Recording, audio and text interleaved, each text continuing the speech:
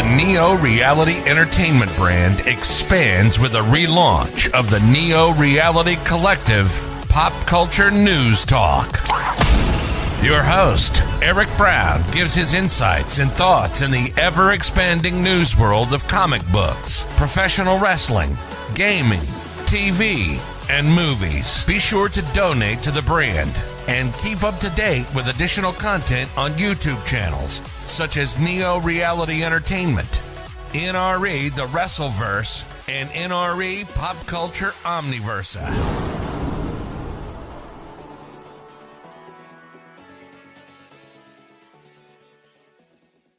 Today's edition of Neo Reality Collective is brought to you by Anchor.fm, a free distribution service podcasting hosting platform that allows you to record your podcast on your phone or computer. Anchor will distribute your podcast for you so it can be heard on Spotify, Apple Podcasts, Google Podcasts, and so much more. You can even make money from your podcast with no minimum listenership. It's everything you need to make a podcast in one place. Download the free Anchor.fm app or go to Anchor.fm to get started today. Thank you and enjoy the episode.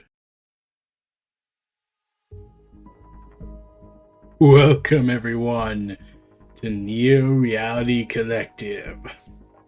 We are at the penultimate chapter in Hickman's massive Inferno event that shall uproot all of Krakoa as the foundations are starting to erode and people are making their move in the world. When we last left off on this issue of this massive event, we had learned that nothing much, other than Emma Frost now knows the truth and is kind of pissed about this. And naturally, she kind of decided to transform into her diamond form because she knows that Charles Xavier wouldn't be able to read her mind due to her diamond form. And that is the reason why she transformed into that, so she could hide what her real thoughts were going through her mind, other than the, but my loyalty, you arrogant fools have lost that forever.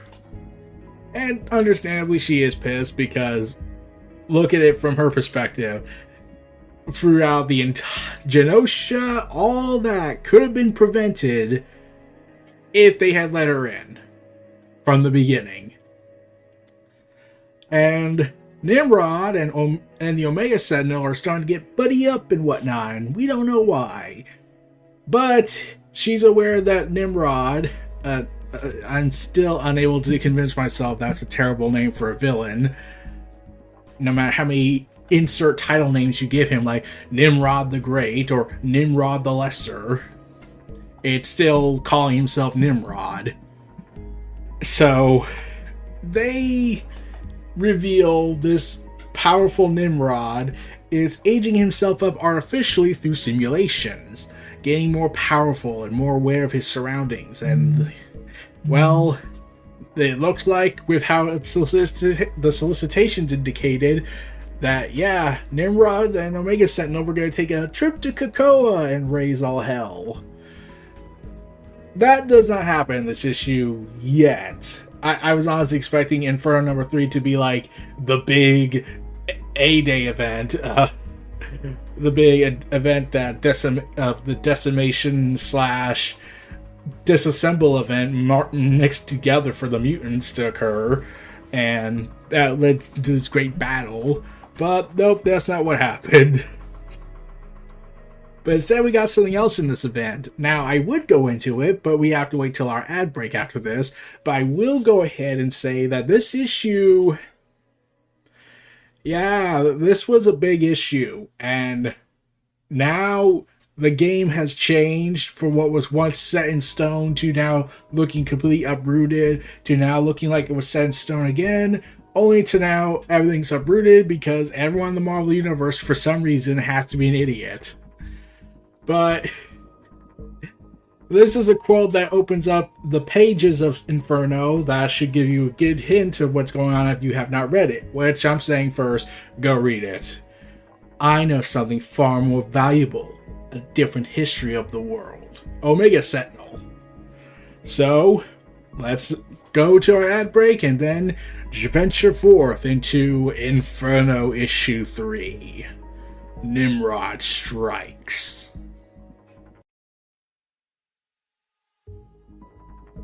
Welcome, one and all.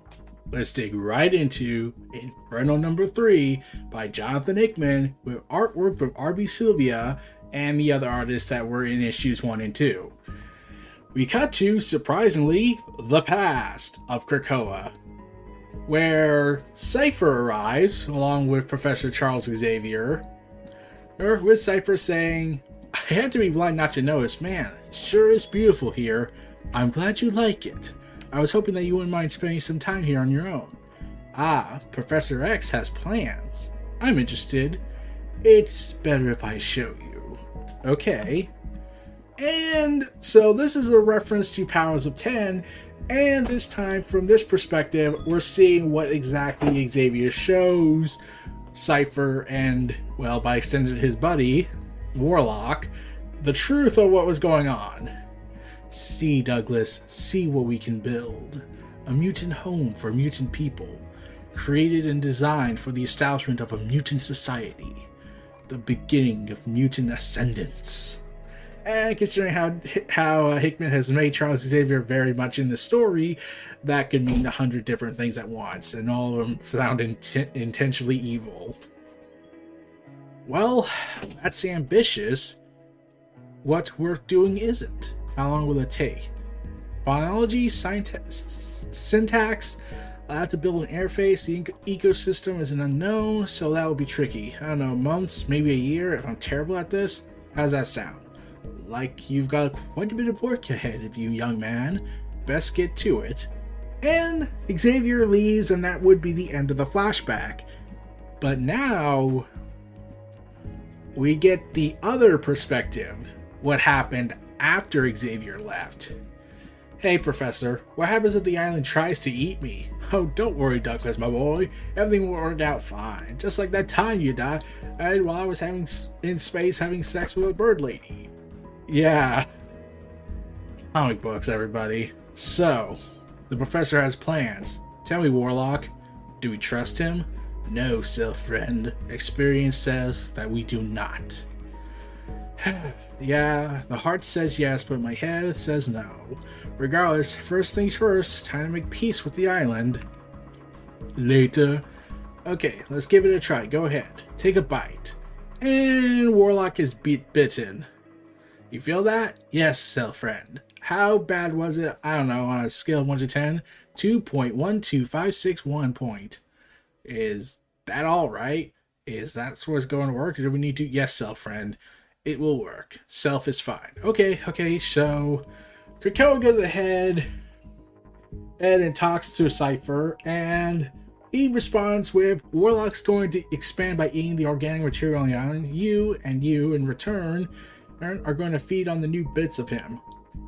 Sure, but things will change if everyone comes to live here. We can be piecemeal a bit. And I'm not sure what we would want anyone knowing our work around here anyway. Okay, enough short-term problems. Solving Krakoa, my new most interesting friend. Tell me how you really feel about a bunch of mutants living here. 1 month later.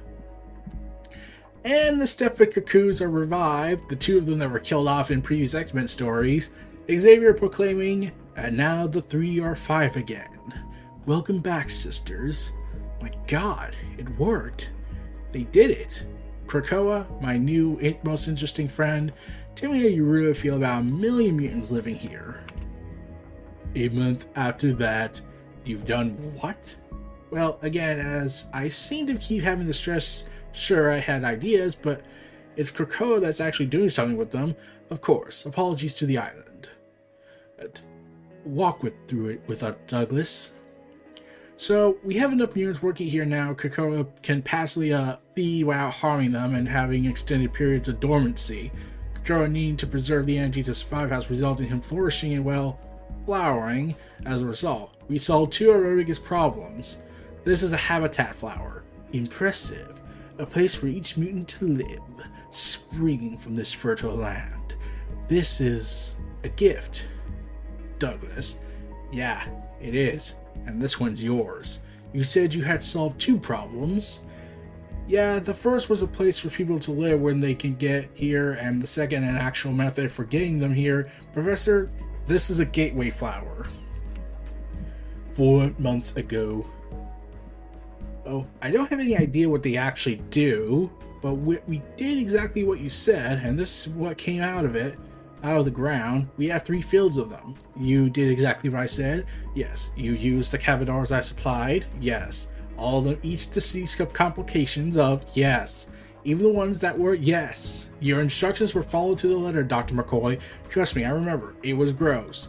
Super gross. Oh my. So many potential possibilities. Well done, son. Well done. I definitely do not want to do any war crimes that will be committed by me down the road. That is going to be saved for X-Force and all the horrible things I'll do. Okay, well, I'm headed out. I'm sure sorting out the control mechanism for the gateways, and Sage is waiting on me. Yes, run along. There's work to be done, and so many fascinating possibilities in front of us. So many possibilities. Like prisoners of war, torture, extortion, cutting little people up with my scalpel. Wait. 2 months ago. Okay, so the professor is going to announce this to the world very soon. How are we feeling about all this? Land is good and Self friends are happy. Perhaps Self was wrong. What about you? And Krakoa answers. Me, I'm so happy here. I want to believe in what we're doing, but my god, what I've seen over the years, I remember that I'm actually from the Marvel Universe and not from my own little X-Men universe. Oh god, this is nightmarish. It grinds you down, steals hope, makes you suspicious of everyone. I want to believe. I do believe, but we're doing this blind. Okay, show it to me. So this grows a different kind of habitat, a tumor that you are blind to, and the idea is that I'm going to give it to them, and there's no place, and they will see it for what it is, a place to keep their secrets. What they won't know is that what we know, which is now that you don't need to feed off of him, Warlock has spread throughout this entire island. And it is almost like something like a nervous system. So while it is true that you will be blind to these secret places, that blindness doesn't extend to Warlock, enabling us to know what they don't want us to know, and their secrets become our secrets, and we know everything they are hiding. Ah, Douglas, you champion of liberty. Wait, this happened. So wait, all this whole event from Krakoa becoming announced to the world, and the Ten of Swords, and everything that's happened between now and then, this was all in 2 months? Because that's what this title says. Like, it says 2 months ago, and that's before Professor Xavier announced them to the world. So, all this was happening in 2 months? And Douglas had plans, but 2 days before that, 2 days ago, after the events of Inferno number 2, okay, actually, right when Inferno number 1 happened, we hear this line: I haven't slept peacefully for 1,000 years. I cannot, will not accept her breathing Krakoan air. I want her gone forever. Burned from all existence. And long and behold, Douglas is hearing about this, and all he has to say is what anyone who tries to understand the Marvel Universe in some way, he sums it up in one word. Damn it. Yep, Cypher is now involved in this. Cypher unknowingly knows what they know, and now their secrets are his secrets, and is probably going to tear them apart soon. So yeah, Cypher is probably screwed. Inferno. Together, Professor X, Magneto, and Moira MacTaggert have banded together, using the knowledge of her past lives that she had thanks to her ability of reincarnation to build the mutant nation of Krakoa. To secure the new mutant age, Moira was hidden away, and Professor Xavier and Charles and Magneto have hidden her existence from everyone. But now, with the recent resurrection of Destiny and the threat she poses to Krakoa, Moira's existence has been revealed to Emma Frost, and the bonds of trust they helped form this mutant society has begun to erode. Meanwhile, anti-organization mutants, known as O.R.C.H.I.S, spearheaded by the AI organisms Omega Sentinel and Nimrod, stands more unified than ever, ready to exploit any signs of cracks in Krakoa's foundation. We're fucked! Meanwhile, we go to the White Palace, where the Stepper Cuckoos, who's all great Mystique. Hello. We are here to see the White Queen. Our presence was requested. Actually, you were summoned. There's a difference. Raven, who are these delightful creatures? They are the Cuckoos, the 5-in-1, 5 mutant sisters who act as a single unit, a naturally occurring mutant circuit, the first one. No, that's a misunderstanding of who we are. We're just one, singular. We tasted this idea of individuality and didn't care for it.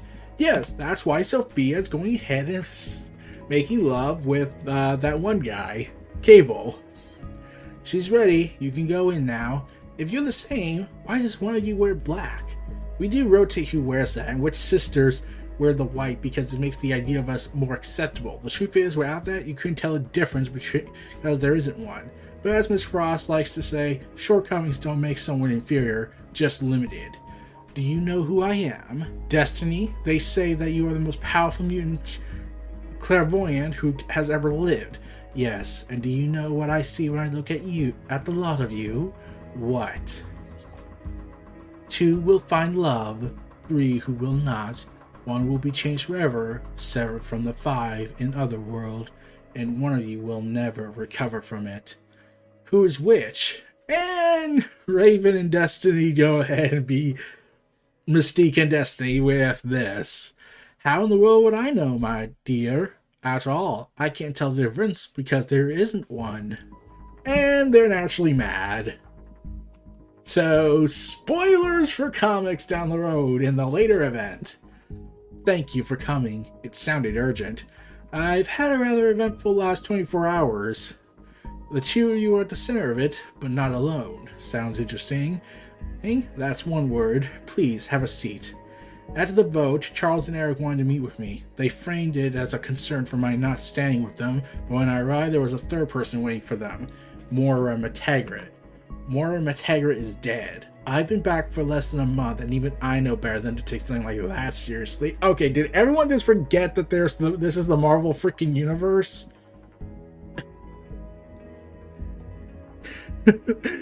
Oh, man.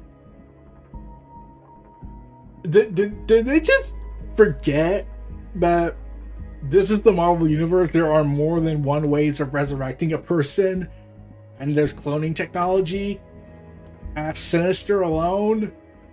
Like, did they just forget this? Mystique points out another plot hole in her mind. Resurrections, outside of recent exceptions, is for mutants and mutants only.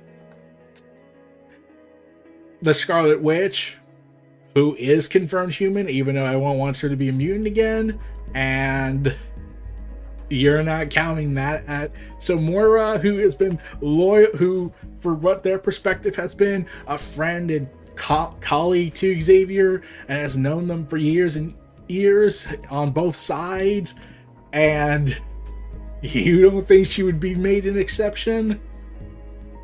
So, Emma Frost just says, yes, about that. Moira's actually been alive the entire time, working with Charles and Eric in secret. She's also a mutant. I have awoken in a world where everything is seemingly upside down, and what appears to be true is not. It's disconcerting, to say the least. How are you taking it? As expected, in stride and with no small measure of grace. Really? You thought you were their confidant, only to find out that yet again, you were just the other woman. At some point, I think you've grown tired of it. All things considered, I think I handled it well. Shall we see how you do? And she shows them a pyro killing Moira MacTaggert in her third life, much to their shock and horror. What? My God! My God! What was... Irene? Irene, what is... There's a hole. There's a hole in the world. It's shaped like a person, but inside there is darkness and death, and beyond that oblivion, I see Moira, and I see her terrified of me. What you showed us, a vision of us killing her to ensure that? No, not a vision. Her past, other lives. That's her power, annihilating ours. At any moment, she could erase everything we've made, everything we sacrificed, everything we've ever loved, gone as if it never was. and she gets to keep doing it over and over until she's satisfied, I suppose, or Charles or Eric are. I won't lose what I've gained. They have to be stopped. If you believe in the now, in this life, then yes, that would be the correct conclusion. So, how do we do it? She's not actually offering that kind of help, Raven. She's just pulling the strings like Eric and Charles would. She's like them, you see. Wind us up and watch us whirl. And if you had to choose us or them, that's no choice at all, really. I'll never be with you, but I'm not with them either. Not anymore. So all alone. As I've always been, alone with my children. So you're sitting this out like a coward? How dare you point out the facts? Don't be too harsh, Raven. She's not done yet. She has gifts, don't you? And Emma Frost smiles.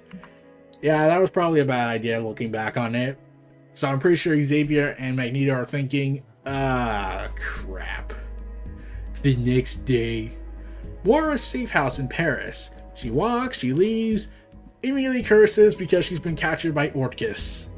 No point in running. We know what you are. No! Do you know the story of the mutant who flew too close to the sun?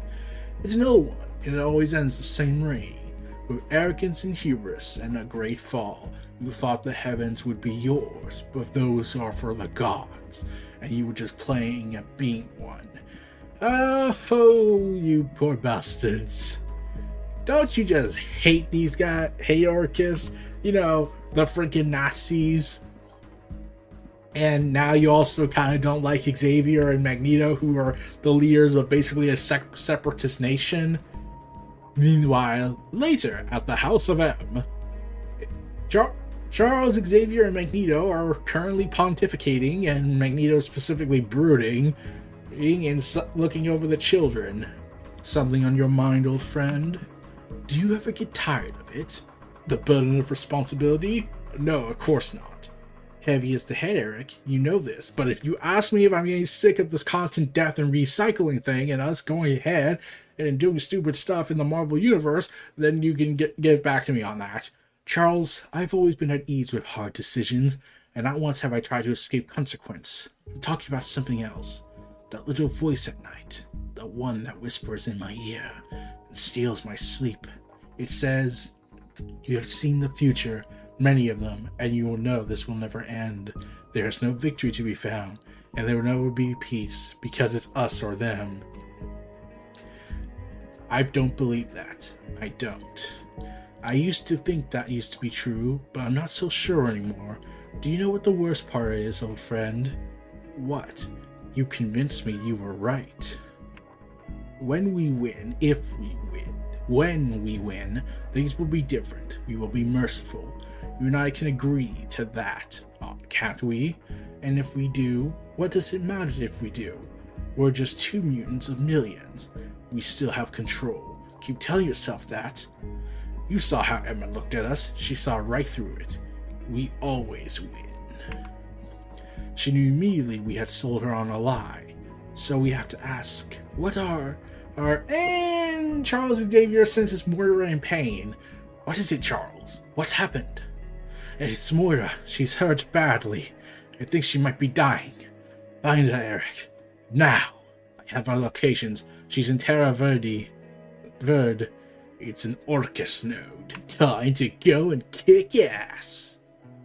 The O.R.C.H.I.S Forge, also known as the Sword of Soul, because... Wait, what is that? Not the sword. It wasn't called the Forge. It was by Reed Richards, but, you know, that was forgotten when Hickman left. So, it turns out that the Mother Mold is being remade. O.R.C.H.I.S is remaking the Mother Mold. Things will be different this time. You know this? No. I know something far more valuable. A different history of the world. You are not from here. And you are not from now. And you hit it well, but once you see it, you can't unsee it. The tachyon decay gives you away. I have many questions, but one seems paramount. Where are you from?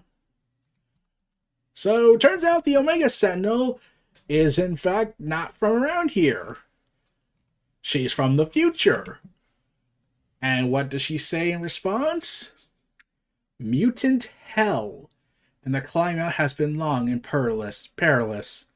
In the future I'm from, this once human host, Kamara Sharpener, originally achieved full Omega synthesis 2 years from this date. Clearly that has changed. Why? To see you born early and fit for the coming wars. You're from me. You're here for me. I'm here for you now, before it's too late to prevent any of what happened. Listen to me, Nimrod. In the future that I'm from. And we get the plot twist, what House of X really is. The mutants always win. So, yeah. Turns out, they finally broke the cycle. Turns out, they broke the cycle, and they went back in time to stop it.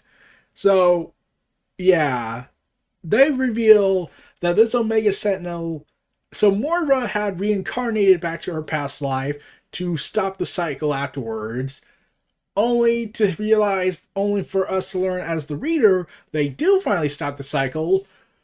But once again, cohabitation is the foreign concept of life, and therefore it has to be the us or them reality.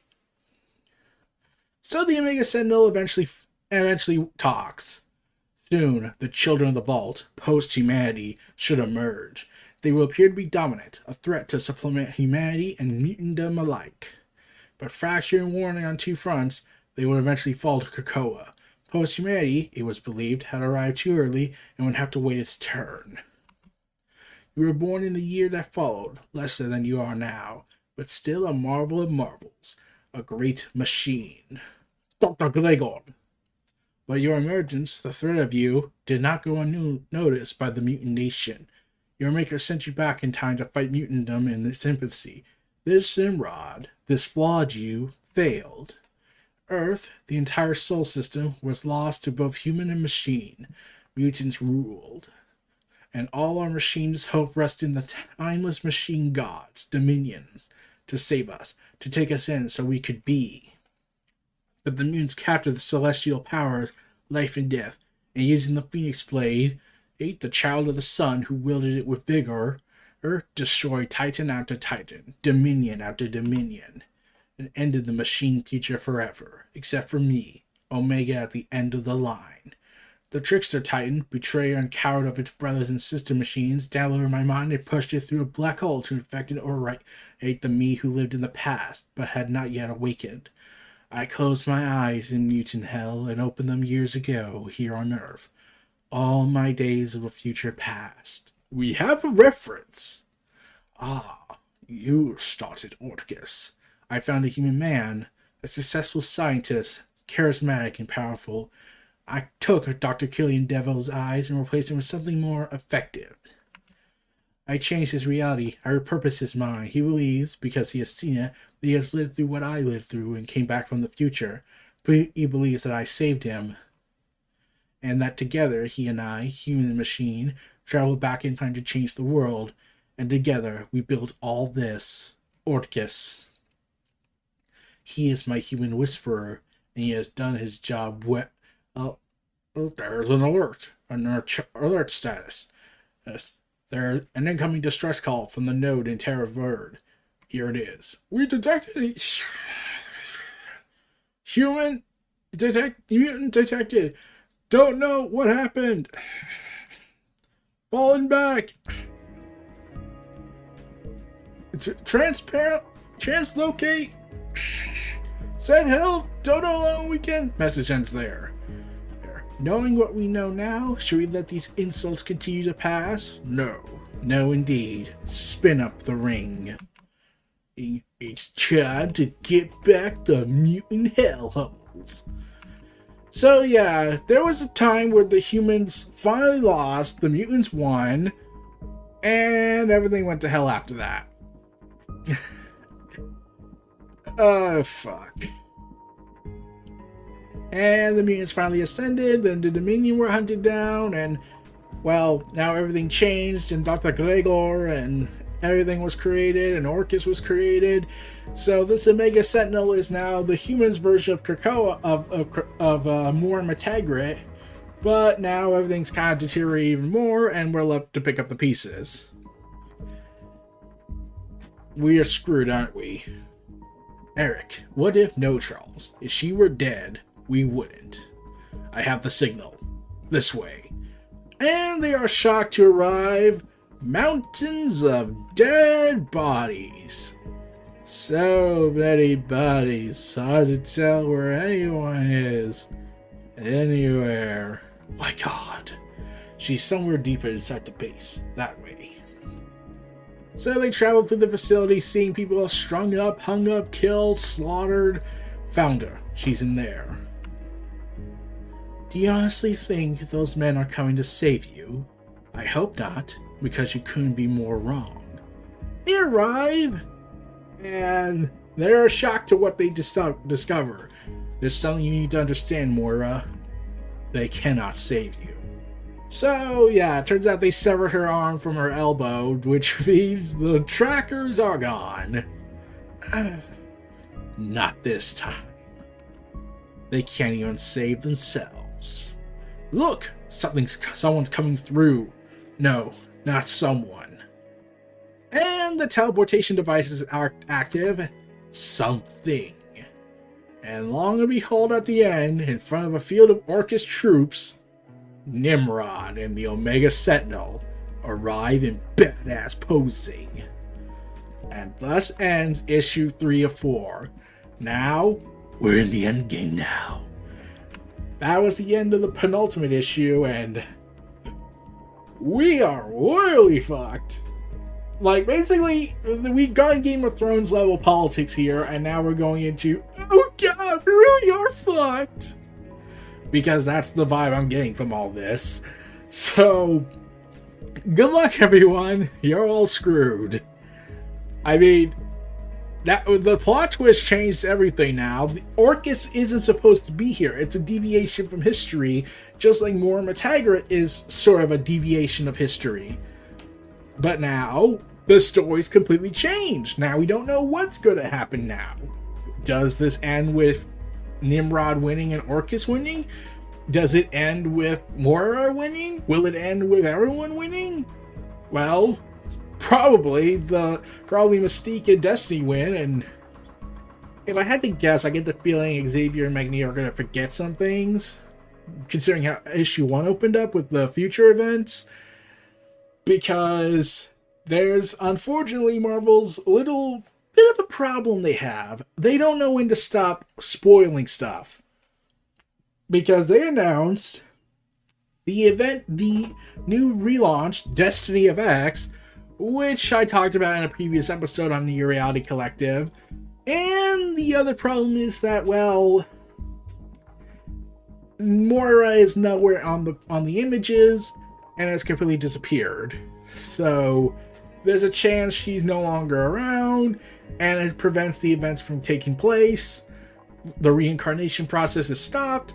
But I do want to say that we'll get more of this whole deterioration of Krakoa's leadership with the X-Men ongoing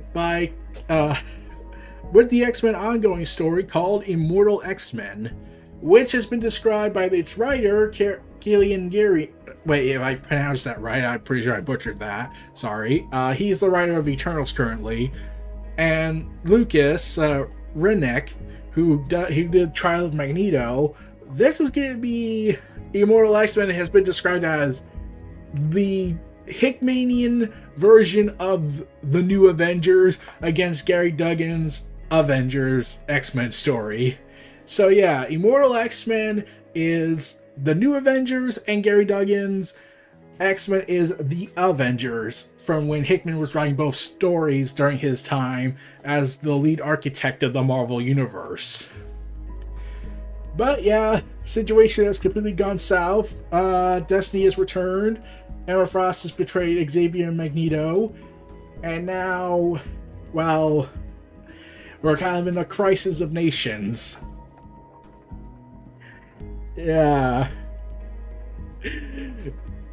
we're screwed, aren't we? Oh god, they're so screwed. Sorry, Xavier. Sorry, Magneto. Better luck next time? I mean, potentially? I wonder how Moira's gonna get out of this, or if she's gonna even make it. So, that's it. Let's go out to our ad break and end this podcast. Feel free to check out my other content, and I'll see y'all I'll see y'all next time, and we'll see the finale of all of this, of the Reign of X. See ya. Be sure to donate to the brand and keep up to date with additional content on YouTube channels such as Neo Reality Entertainment, NRE The Wrestleverse, and NRE Pop Culture Omniversa.